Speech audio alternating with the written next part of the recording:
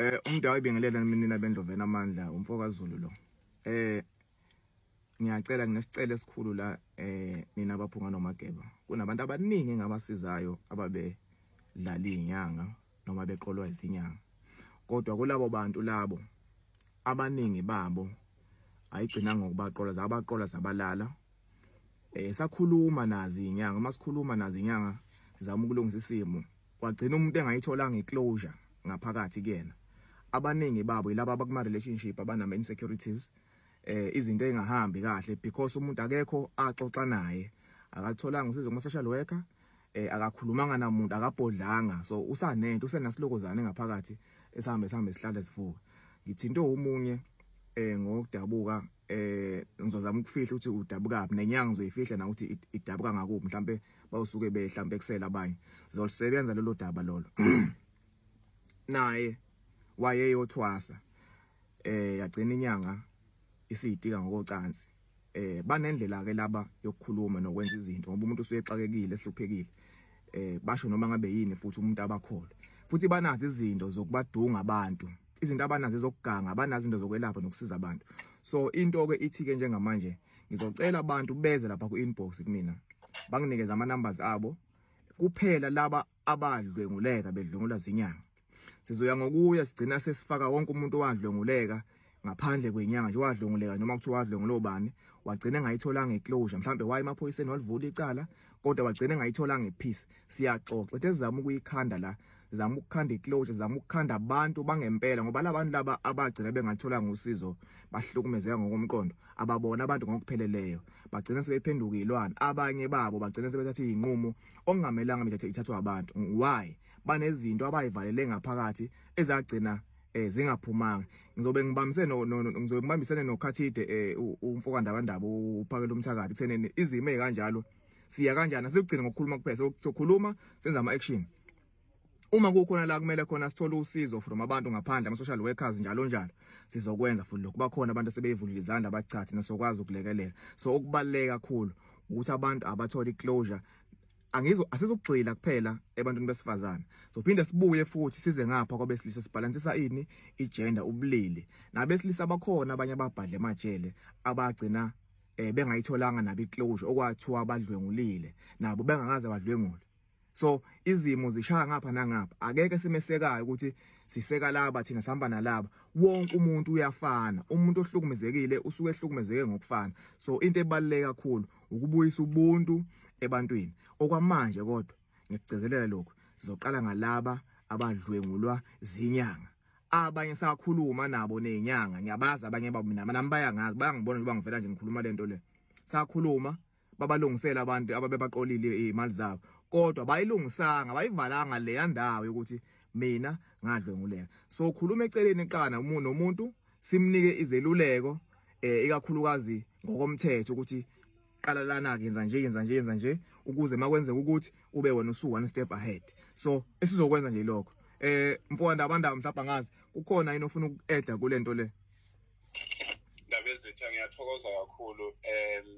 Okokuqala ndaba ngicela ukuthatha ithuba ngibonga ukuthi baningi abantu abaphephisa kulezi zinto ezenziwa ngabantu abangabathakathi abayibiza ngenyanga. Futhi ngicela ukusho ukuthi kuningi owakwenza nje kwabakukhulu kwaba impumelelo, kodwa lokhu uzofana nesishingishane ngoba sekiside isikhathi siyibuka lento seside isikhathi senza imisebenzi yokwakha isizwe siyasakha ngapha akuhlukene nokuthi sikhelela umphongolo onembobo ngoba ngapha sizama ukwakha isizwe. Ngapha kunabantu abayibiza ngenyanga kodwa abenza izinto eziphambene nesizwe. Inyanga ndabezitha zineqhaza elikhulu kulelizwe kusukela emandulo, kusukela kuliwa izimpi. Inyanga ndabezitha lezi zifo uhulumeni namazwe aphesheya abenqabayo ukuthi inyanga beyihloniphe beyinikeze imvume ezisemthethweni zokuthi singelapha. Zelapha lezi zifo abathi abelunga zelapheki. Manje inyanga ngabantu ababaluleke ngempela abamqoka kulento eyenziwayo. Ngakho ke asifuni ukuthi ekugcineni kube ngazuthi inyanga abantu bokudlala inyanga ngabantu ukuthi umuntu avuke ekseni axhaphaza abantu besethu inyanga.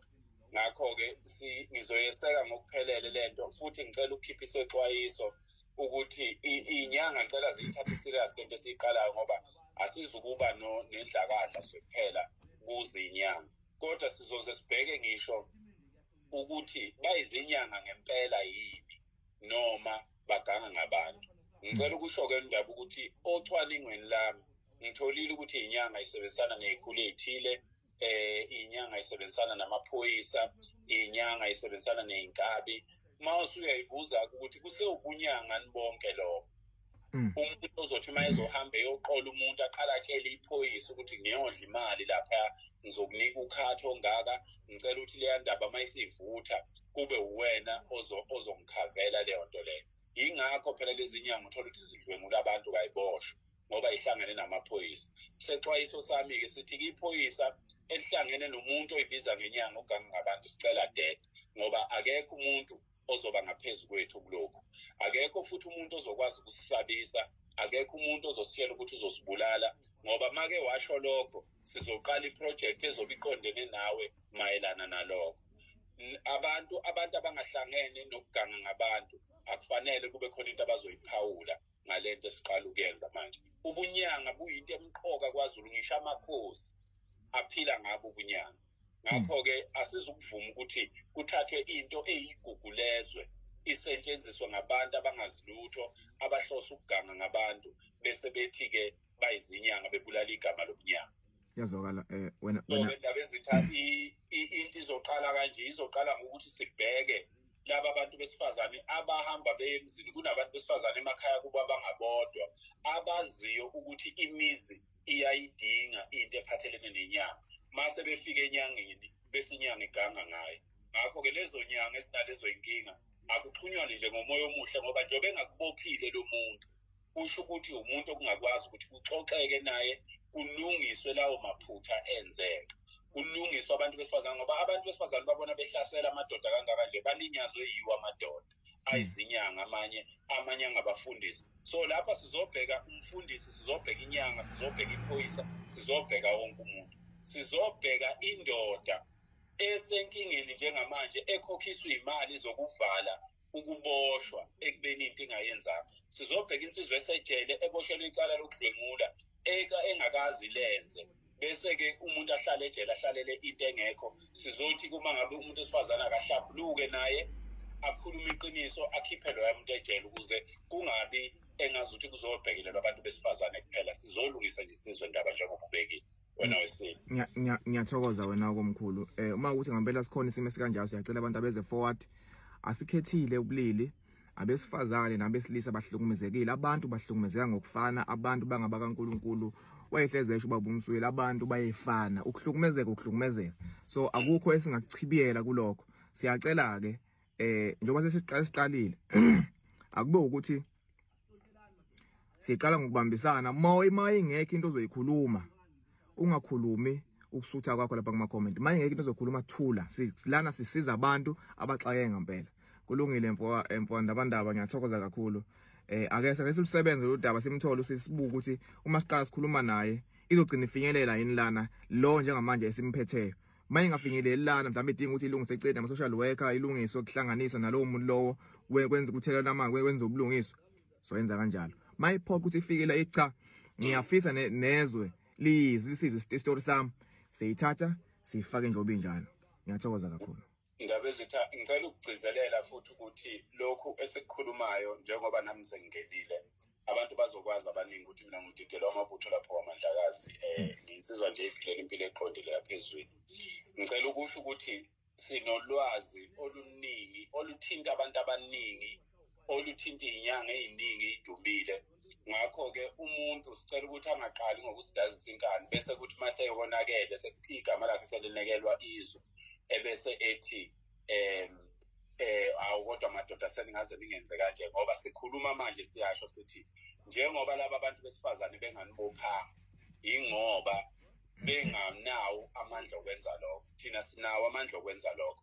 Njengoba benganibophanga okusho ukuthi usengakwazi ukuzehlisa umlungisi uxolise kulo muntu aphole enhlizweni ukuze engezokuhlukumeza indoda yakhe ngenxa yesimo esamehlela edinga usizo. Bese kuyaphela-ke lokho ukuthi bakithi njalo inyanga ziganwe ngabantu abafika begula. Inyanga eziningi lapha nje ezweni ziganwe ngabantu abafika bezofuna usizo, ngabe ngolwento ethile eseceleni nabe kungahlangene into yokunyanga. Kodwa bafika abantu bezofuna usizo, wagcinelala naye, wagcine sewumfazi wakhe. Kungcono-ke mhlawumbe lokho ngoba kuyaqhubeka, kodwa lo ofike ezofuna usizo wagcina kulalwe naye phanjwa ngemithi. Hayi kufanele kulungiseke indaba lokho. Futhi siyacela ukuthi abantu bezehlise ngoba hayi kusazoba nzima, kuzoshuba indaba ezithi akuzukuba kuhle ngoba kufanele lilungiswe. Masilungise abantu besifazane abafebayo ngapha sibatshele indaba zabo, sijabulele othamara ukuthi bayasiza bekhulume nabo. Nangapha ekuhlukumezeni kwabantu, besihlukumezekeni kwabantu nje ngey'ndlela ey'ningi ezehlukene, abesilisa besifazane, kufanele isizwe silunge nakulokho futhi. Wena wenkosi. Ngiyathokoza kakhulu.